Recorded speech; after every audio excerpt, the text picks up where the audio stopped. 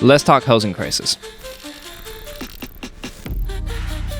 One of the most common headlines we've seen in the news all the time. We also want to talk about some city infrastructure, right? Canada is also pouring a lot of money into infrastructure. And because of that, we see certain things happening, like tons of cranes going up. Toronto alone has a lot of cranes. I think it's like the highest in North America, highest ranking for cranes. Yeah. And so we're obviously building a lot of stuff, but we still have a housing crisis. So let's talk about that. And I don't know what the definition of what these politicians think what crisis means. Because when I hear housing crisis, I think that, we got a bunch of homeless people sleeping on the streets. Everybody, can't afford to buy a home. Nobody can afford to rent. That's a housing crisis. I live in Hamilton. What I see is not quite that because, growing up in Hamilton 10 years ago, there was no cranes downtown Hamilton, right? You're talking Toronto, you're from Toronto, I'm from Hamilton, right? It's probably a normal thing for you growing up seeing cranes, skyscrapers getting built all the time. Hamilton, this is new. Yeah. This is new. Like, restaurants getting torn down to build a skyscraper. That's a new thing for me. Yeah. That's not a new thing for you. So when I think about housing crisis, I think we're doing a pretty good job on building houses. Now, the difference, though, is that we're maybe not building houses and we're building condos. Is that what they mean by housing crisis? Because we're building condos, not houses? No, I think they just mean accommodations in general, like just affordable places. Because condos, they also constitute them. When Canada talks about how many properties or how many houses we're outputting every year, they separate them into single-family homes, detached semis, anything like that, and they also have account for condominiums. So when they talk about units, they usually separate them. So they also include condos in that, whether it's townhouse rows or whether it's condominium buildings. They lump them all together in the stats. See, because everybody wants to live downtown. Yeah. Well, right? It doesn't matter downtown Toronto, downtown Hamilton. I don't really want to live downtown Hamilton. Downtown Toronto seems like a fun time to me because I'm not from Toronto. Yeah. Right? But everybody wants to live downtown. Everybody wants to live where they work. Close to work. I remember when COVID hit with us, it's like, let's go buy a cottage. Let's go buy a house out in the country. Because we're working remote, right? Why live in the city? Let's go buy a farm somewhere, an hour away. It makes total sense. And now COVID's over and we're seeing all the price decreases. The most, you can't sell a cottage right now in Muskokas. They're the most hit, right, as cottages. And during COVID, the most spiked was cottages. That was an easy one to predict, I feel. A lot of people saw that coming. I think part of the spike for the cottage country sales was the remote work. And then people started to decide that they didn't want to live in the city and that they were just going to live in their quote-unquote vacation home. And people who loved that cottage life were just like, I'm just going to work from home from here, right? But when the decline happened and some offices were like, hey, everybody's got to come back to the office now. Everybody's got to come back to work. We've got to start doing X, Y, and Z. People had to let go of their cottages. Right? Yeah. Unless people were willing to go out there. So those got hit the first, and that kind of makes sense.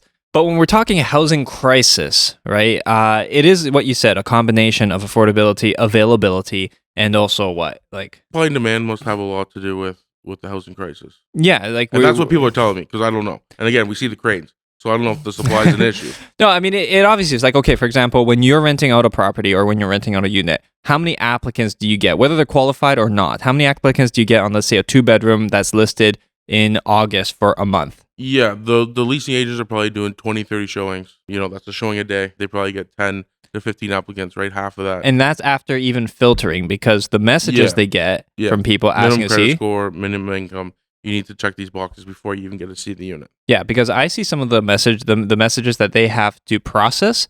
They're getting tons of messages, and with the amount of people who are messaging, it does make me wonder sometimes, where are all these people living? Like, what is the situation? It's like, if you get 100 inquiries per apartment, it was kind of like that for a while with people who are applying for jobs, right? If you post a job and then you get 200 applicants for some of these jobs, then where are these people working otherwise? Does that mean unemployment is really high, or they're just in a position that they're not terribly happy with, right? Yeah. So it's not indicative of what the actual situation is, but we are definitely being told that there is a problem. Yeah, and you can gauge the unemployment rate. We can gauge the actual number of houses that is needed. We take the amount of immigrants that's coming into Canada every year, that we need to at least build enough amount of those houses to match that number. That makes sense. Yeah. Plus, we need to talk about, the 16, 17-year-olds, right, that are looking to buy a house in a couple of years. Yeah. We need those houses. Apartments, right? yeah. Apartments. Yeah. So there is a number, but it's also a speculation number. There's not a certain number that you need to tell me, we need to build this amount of houses and it solves the housing crisis. To solve a problem, we need a solution, and the solution can't just be build more homes. Yeah. How many homes do I need to build to solve the problem? Which is what makes me wonder, because if we look at some of the numbers here, right? Like, for example, you sent this over. Like, there's 357 cranes across our skyline between Toronto and Hamilton area. Out of 619 projects under construction, 238 projects boast at least one crane, right? That's 36.5%, which is quite a lot. For 2023, we're seeing that Toronto itself has 139 cranes in the residential sector, 33 cranes in mixed use, and then 35 in strictly commercial, right? Which is the largest concentration of cranes in North America. We have 9 in Boston, 14 in Chicago, 36 Denver, Honolulu is 14, Las Vegas 12, Los Angeles 47, New York 10, Phoenix 9, Portland 14, San Francisco 17, and Washington, D.C. has 26. So we're not even beating them by a little bit. We're beating them by like folds. Yeah. If we're smoking anybody, it's in the amount of cranes that are needed in order to accommodate the immigration or the growing population that we have. Now, if we were just to read this on paper, would you say that we have a housing crisis? Well, I mean, just reading this on paper, it should be a simple answer, right? Yeah. It seems like we're either prepared or going to be catching up quite soon. Yeah. So then the question I have to ask is, you said New York City only has 10 cranes in the sky. Yep. I would assume the only reason why they have 10 cranes in the sky is because the land is so expensive in New York City. Oh, that's true. Yeah. We have so many cranes because the land is not that expensive here. However, the building cost is crazy. The permit fees, the wait times, the holding costs, the interest rates, everything is so against the builder. Yeah. So now if we're talking about the housing crisis is not a supply issue because we're definitely building enough condos. All the cranes are condos. Yeah. So it has to be something to do with price. Well, the city and the federal government and the provincial government, right, all 3 levels of government control the price. They don't control lumber price and all that stuff, but they control gas. Yeah. Right? And gas is a huge expense for the lumber companies. The guy that's delivering the drywall. All the permits needed to mine stuff that you need for the drywall. The paint, right? We're exporting paint. The duties for the paint coming across the border. So all these little things that add up because we keep on taxing makes it so expensive to build. Yeah. It's not the builders making more money. No, it's definitely not the builders making more money. No. Which also begs the question, if things are so expensive, why are there are so many cranes and so many people building? Because there is a supply and demand issue. So that's the thing. It is still obviously profitable to some degree for people to be doing it, and with the amount of people coming in. So if that's the case, it means that regardless of how expensive it is, that bill is getting flipped further down the line. Because you said how it's being flipped from the people who are supplying the product. They're flipping it to the guy who's buying it, who is the builder, and the builder's flipping it to whoever is going to be selling it. The end user afterwards, which is the consumer. So this person is the people who are immigrating to the country, the people who are growing up, the people who are going to be buying homes. Right? So that's where the bill is finally being flipped to. So when we hear our political leaders talk about how they want to solve the housing crisis and doing all these things that I think optically sound like it's going to be an improvement, like for example, increasing minimum wage. That's another kick the bottle down the line kind of thing. Where you increase the minimum wage, it goes to the employers, and the people who are employing these people now have to raise the prices of whatever product they're selling, whether it's food, gas, whether it's raw materials. They're now going to sell it to the developers who are going to be building whatever they're building, and they're going to pass that bill back to the working person. So it's a weird, vicious cycle, and it doesn't seem like it's actually solving anything. Yeah, and it's hard to... So I'll bring up the carbon tax. Carbon tax was a big topic about a year ago. Justin Trudeau brings us carbon tax. So, we see all our goods go up, right? Groceries go up, and a lot of it's due to carbon tax, right? The farmers pay more for gas. The guy picking up whatever vegetables you're buying pays more for gas. The groceries, everybody's... gas is such a crucial part of our expenses, right? Even if you don't drive, right? It's still a huge part of your life. And we have this carbon tax. So gas goes up crazy, right? 10, 15 cents a liter was the carbon tax. Now we're pausing. Justin Trudeau is pausing the carbon tax. Is it crazy to have that much power? I want to tax. I want to bring more money in, 10, 15 cents a liter. And then you know what? I get so much backlash over this. It's almost election time. Pierre Poilievre's numbers are out the roof. The guy's going to be the next prime minister. I need to pull my socks. And it's like, you know what I can do to pull my socks? Remember that carbon tax I did a year ago? Let's pause it. Let's pause it. Yeah. Right? Make everybody feel a little better. When I see that, when I hear that, I think about Doug Ford. And, Doug Ford gets a lot of hate and this and that. And, I agree with it. I disagree with it. Sure. I'm not taking anybody's side. But when the guy makes a mistake, he owns up for it and he gets a pat on the back. Right? And that's how it should be. Like when you make a mistake, you own up for it, get a pat on the back. Yeah. Trudeau never made any mistakes. No. And now, Doug Ford gets all this credit mistake, and then all of a sudden, a couple weeks later, we see the carbon tax.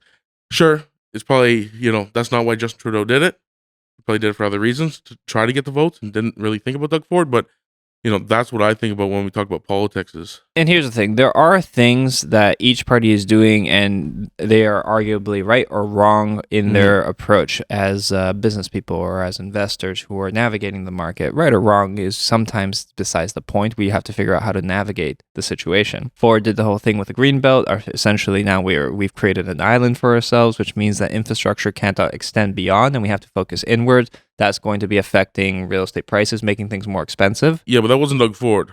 What was it? That was the Liberals, right? It's Doug Ford trying to stop that and open up the Greenbelt, right? That's what Doug Ford tried to do. But it was always the Liberals. Okay. Right? So there's a lot of misconception there that Doug Ford invented the Greenbelt. The Greenbelt was there, with the Liberals. You're right. Is him just trying to Now that you mention it, yes, because here's the thing. There are the articles, right? And they essentially a lot of them are pointing the finger at Ford, right? Yeah. For some of the stuff. But I would defer to you on your views on that if you say that that's the way it is. But the thing where certain policies are affecting the real estate market, at least, and how we go about navigating these situations is the way, let's say, Trudeau adjusts immigration policies, right? Some of the things that are happening on a global scale where I know that a lot of the immigration to Ontario has been coming from India. Indian government has been essentially tightening things up and maybe applying certain restrictions when it comes to the immigration from India to Canada. And Indian immigration has actually been propping up the real estate market, especially considerably, right? A lot of people coming into the rental market and that's actually one of the things that's contributing largely, I think, to making rents so unaffordable. Not just the interest rates, it's also the competition. People are only willing to pay for this because there's literally nowhere else to go. So when there is a housing crisis, yes, what is essentially the vessel that is being used to prop up the Canadian economy right now, which is immigration, is also contributing to rental prices going up like crazy right now. Yeah, but that'll also boost the economy, right? When prices go up, that kind of boosts the economy. So you can't have both, right? We can't have good immigration, everybody happy, everybody find a house, and then the prices stay the same, right? Yeah, but something does have to give. But it is like a circle where if you effectively influence something over here, you need the downwards infrastructure. Yes. And the downwards infrastructure is, I think, what we're lacking. Take for consideration this. So if we're talking about infrastructure and what it is that Canada is building, look at the highway infrastructure, the road infrastructure, the waste processing infrastructure. Yeah. How many toilets have we built in the last 30, 40 years into condos or apartment buildings? Have we built a single new processing plant for all of the waste that comes from the people living there that goes into the lake that we process the water from? Yeah. We pump the water from the center of the lake, and anything that's like being put into the lake after being processed, that stuff is technically more tidal, right? So theoretically, it's not so bad. But if you think about it, it's just unnecessary. If you ever go by the lakeshore, before Parkside, right? But around there, Lakeshore has these condos by the nice bridge there in Toronto on the west side. Every now and then, you drive by there, that whole area smells like actual shit. Yeah. The reason why it smells like shit, the waste processing plant gets overflowed. After it rains too much, the system can't handle it, and the thing overflows. It smells like human waste. It's funny you bring that up because you guys have a problem in Toronto about that. In Hamilton, on the mountain, there is a dump, and what happens is when it rains, right? Mostly when it rains, all the water that gets pumped through the landfill, and then there's a pump at the bottom that pumps all that water out, and that's the water that it funnels through all the garbage. Yeah, and then they pump it out and into like a cesspool, into a pond. Yeah, all summer long, those residents have been complaining that they can't even go in their backyards. Yeah, and you know it's what? bad. Yeah, my wife works up there, and I drive up there sometimes. They're not lying. They are not lying. Yeah, that stinks. And how the city can just sit by and argue that it's going to cost, X amount of dollars to fix it, so we're not fixing it. Another great story, we'll talk about the city of Hamilton, how this works, right? That dump that's owned by the city, they don't want to put the money in. There's a scrapyard called AIM on, I don't know if you know where that is, at the end of, it's called Steel City Court, but it's right at the end of Parkdale on Burlington Street. If you drive down Burlington Street, Nikola Tesla Boulevard, you will see a big wall that was just put up. Now that big wall is a sound barrier because the neighbors on the other side of Burlington Street were complaining of all this noise. Tires would pop and, gas tanks would explode a little bit, right? It's a scrapyard, right? They're dismantling cars. Like, stuff happens. Yeah. They would complain about the noise. The city made AIM that employs, hundreds of people in Hamilton, pays crazy property tax.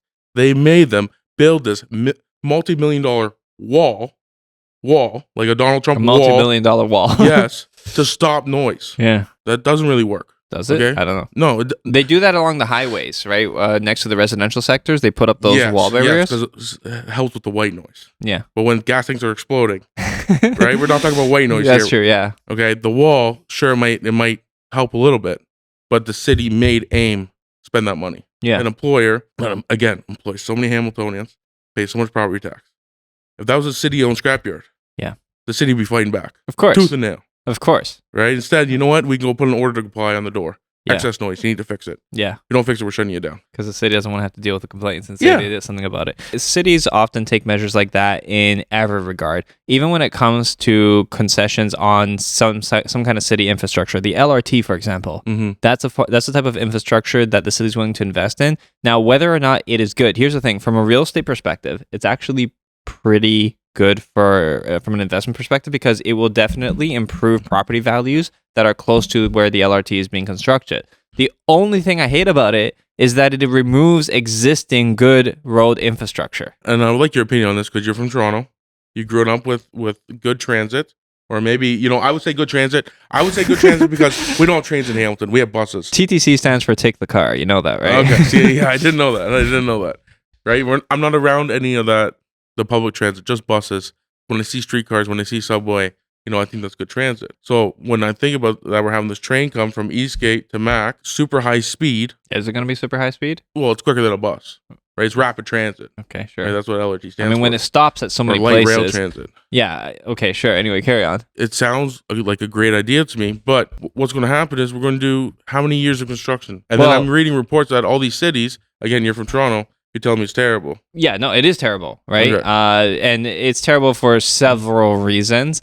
And construction always being one of those things that seems to affect it. But in terms of how long it'll take years. So what you do is you calculate how long it'll take to do it in Asia. So if it takes them 6 months, you multiply that by 30. Do you have that app on your phone? It's like the the construction Asian time, right? Calculator. This is, in my opinion, the biggest problem with the way things are done in our country overall and at large. There's so much bureaucracy, so much red tape, and doing construction is difficult. The permits that they allow people to have, there's money grabs all along the way. You throughout the whole process and inspection checks and studies and safety checks that need to be done, right? And the reason why these things don't happen in a lot of other places is because they try to make it easy for the construction. Now, there are arguments to be made where you want to make sure that things aren't done like the Wild Wild West and that everything is controlled and that you have things being done properly. But the problem is that right now it feels like we have the worst of both worlds. Things take a long time to do and things are still not done properly. How many times do we see condos having deficiency issues where glass is falling off of the windows and it took them a long time to do these things? Remember the guys who the city had do the painted lines on the highway and then they all started peeling off and they spent so much money and then they demanded at that point that the guy had to correct it. But what quality control is there? Quality control takes a long time, slows down the work, and the quality is still not there. Yeah, we need someone accountable for that. We talk about, you say, the transit in Toronto sucks. I think it's going to be a great thing because I never experienced it before.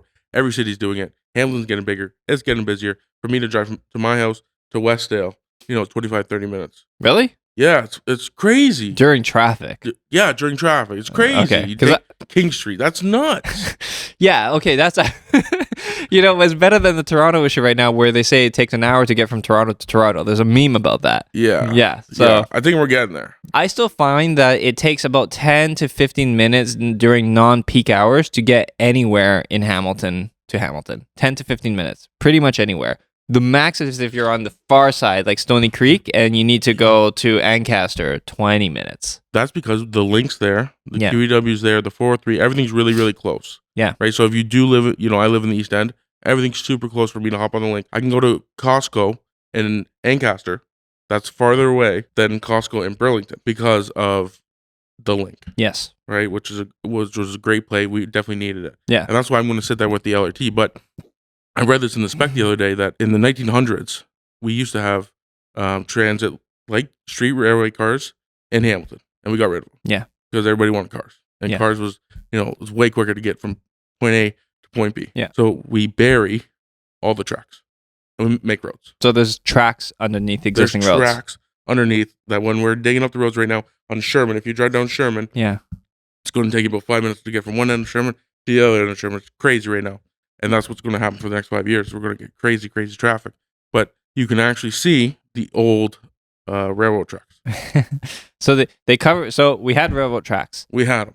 They buried them. We didn't want them anymore. So that we can have roads. And now we're gonna install new railroads. Now we're digging up the road. Yeah. To put railroad tracks down. Yes. Isn't that crazy? If aliens came and they were looking at this, they're gonna think that we're backwards, that we can't make up our mind about anything. Yeah. Yeah. Yeah. On to the point of that, because that's actually a good thing to note about the way we develop infrastructure. Because the whole thing about kicking the ball down the road and trying to solve the problem by taking the circle and solving a problem here that cascades negative effects down the road is that in trying to solve the housing crisis, we are building a lot of properties. We are for sure building a lot of residential units. Mm-hmm. Okay, we're bringing in people to prop up the economy, right? Mm-hmm. So bringing in people, we're trying to build housing, we're catching up there. And the next problem that I'm going to see happening is we're going to see a complete lack and failure of infrastructure. Yeah. Things are wearing out. The thing is not just that we're not building new ones to accommodate what's existing, is that stuff is going to need replacement soon, right? It's kind of like the processing plant for the waste management. That's one, and that's kind of critical, I would say. The next thing is road infrastructure. These people are going to need a way to get around. Transit, while we're building it, is not a great solution. Even Detroit has that elevated monorail thing or whatever that goes around, and it's very effective. Now, I know Detroit had an exodus, so they have a lot of heavy infrastructure for not serving a large enough population. Yeah. So it's like there's no traffic. Yes. Right? But the thing is that they are, by building these things that are effectively like streetcars, like growing up in Toronto, I can tell you streetcars, while they are pretty, they are the worst mode of transit you could possibly have. For one, they block roads. And when they open the doors, they're put in the center of the roads, so they actually forced whoever is on the right lane to stop. The middle of the road. So no one effectively can pass those streetcars past infrastructure. And when you line up poorly with the lights, you get stuck at the light. You can't go. The streetcar goes. It then stops and tells you to stop, and then you hit another red light. So it's like streetcars, every stop they have, it's adding an extra red light to traffic behind them. So it's horrible. Their stops aren't at red lights. No, not always. Adding more congestion. It seems like that's a very easy problem to solve. Okay. All stops at red lights. But the thing is that some intersections are too far apart, they're too right? big. They try to put them where it is as needed. So it depends. Like the Spadina ones aren't so bad because they're enclosed and it doesn't actually impede with the road infrastructure. There's effectively sidewalks in the middle of the road. But that technically will work better if we just have more lanes. Now, if you look at other places where they do things more sensibly, even in Russia, they don't lay tracks. Laying tracks is stupid. First of all, it's hard to maintain, especially in a winter country where that stuff is going to get covered with snow. You need to clean it. You can't see it. Yes. There's all kinds of problems with that. And then if you look at it, it needs all the infrastructure up top. Now, here's the idea. They're saying, oh, well, it's electric, it's clean, it's green, it's better for the environment. Okay. Well, in Russia, they have buses that operate with those with the things that attach to the electric infrastructure. Yes. And that way, when the bus needs to stop, an electric bus, it pulls over. Mm-hmm. But a streetcar just blocks everybody. Even what's being done here in Hamilton, it's silly in the bigger picture of infrastructure. Now, having talked to enough people about it, because what is it that people want to complain about? When you get together with your friends or whoever, we're going to complain about politicians, we're going to complain about taxes, we're going to complain about traffic. One of my friends is a traffic engineer, and he works for one of the big engineering firms that does the audits and does the design for City of Toronto traffic. He tells me that the disposition of the city is not to promote the flow of traffic. It is to make it worse so that it discourages people from taking the car. So when you ask him, why don't we have more parking? He says, if you build more parking, the people will fill it. Why don't you build better roads or wider roads? He says, if you build more lanes, people will fill it. And I'm saying, okay, so what is the mandate? Just taking it away. Just take it away, make it so bad that it forces people to take whatever transit we have so that more money goes into transit.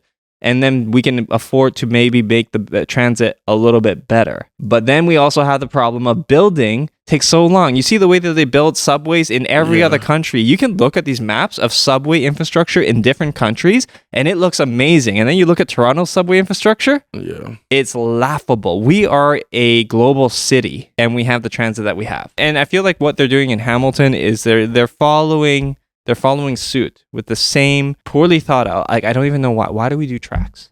Why do we do tracks in a winter country? Why do we do so many bike lanes? Right? And it all leads down to your friend there saying that we don't want people in cars. Canada, everything's so far apart. So far apart. Even in the city, right? Westdale is, how many kilometers away from where we are right now? It's not this little tiny city, right? It's a big city. To go on the mountain, let's go to Limerick Mall, right? Limerick Mall is 2 buses. The systems are poor. It seems like the government just wants to live in what seems like a fallacy of no, this stuff is good. You know how many politicians have gone up and say, oh yeah, I was actually riding my bicycle taking the bike lane? Yeah. It's like, shut up. Yeah. Right? Yeah. Right? Yeah. It's as if though Toronto doesn't need delivery trucks. Right? Doesn't need, like, they were even talking about making it a no drive zone for a little bit, like making certain areas of the core a no drive zone. Or if we allow cars, we're going to charge a toll. Yeah. Right? You want to take the Gardner, pay $20 a car. Exactly, right? So here's the thing, because I don't want to digress too much from housing crisis, but the thing is that it seems like we are doing things to resolve the housing crisis, but the thing is that as people come in, there is failing infrastructure down the line of the immediate solution, the immediate problem that people are focusing on, which is the actual accommodation. Yeah, I can't imagine that there's 300, almost, what was the number? Almost 300 cranes in the GTA. 300 something between Toronto and Hamilton. And we're not building any new highways. That's what I'm saying. Like, what is everybody going to do? Everybody's going to work remote, right? No one's going to be driving anymore. Come on. Right. If we're going to work remote, we may as well stay in India. Why immigrate to Canada? Right? Yeah, I guess if you look at it like that, from a workforce perspective. But no, people come here for better lives. I understand why people come here. Right? Yes. I've traveled to some places in the East, and like I understand why. I still think Canada is one of the better places, no matter how, even though things I think are pretty bad. I think they're pretty bad from a deteriorating perspective. Like I've seen it better, and I can see it getting worse. However, if you look at other places, they've actually gone through the same motions. But the difference is they had leading infrastructure going ahead of it. A lot of the people who they had as leaders thought ahead. And that's the difference. You know, in Toronto, I think there hasn't been a new highway built since the 70s. The 407 was the last highway that was built by Toronto. And you know what they did with it? Sold it. They sold it. And they sold it. I'm pretty sure that the company is actually in India. And what drives me nuts about that is that when I went to Singapore, my cousins were talking to me about Toronto. And guess what they said? They said that they did a case study about Toronto and the 407 and how it is used as an example in a university about one of the worst deals made by a city ever. Yeah. That is embarrassing. Remember my other friend showed me this one, it was like a National Geographic or something where they were talking about how to build a city and they used Toronto as an example of how not to do it. Yeah. It's crazy, right? So we're trying to do these things, solve housing. Okay, yeah, let people build. Let's make all these adjustments, but we have no leading infrastructure. And then the question comes in: are people going to want to live here? Yeah, once they get here, they're going to be like, hey, maybe it's not. It's all over. No, yeah, we don't have the weather. Yeah, right. We're not going to have the infrastructure. And is the place really going to be that enjoyable? And for that matter, is it going to even be that multicultural by the time all is said and done? And like these are things that we celebrate. It's a sad thing to be in the what I think the greatest country in the world. And then, I think we should have everybody come to Canada, and then crazy the tumble that we're going down, I think. Housing crisis problem. There's a lot of people who are applying for places to live. But I also noticed that there has always been a lot of people applying for places to live where we operate, at least Southern Ontario. Yeah. Right? So it's like there's a lot of focus being put on it. There's a lot of cranes going up. I don't know, though, if that is going to be enough to solve this. Because even if we manage to accommodate people, are people going to want to stay? And then the worst thing to do is we solve the housing crisis, and then they're all empty. Yeah, exactly. 10 years from now, we got the opposite of a housing crisis. Yeah. We got a bunch of empty skyscrapers.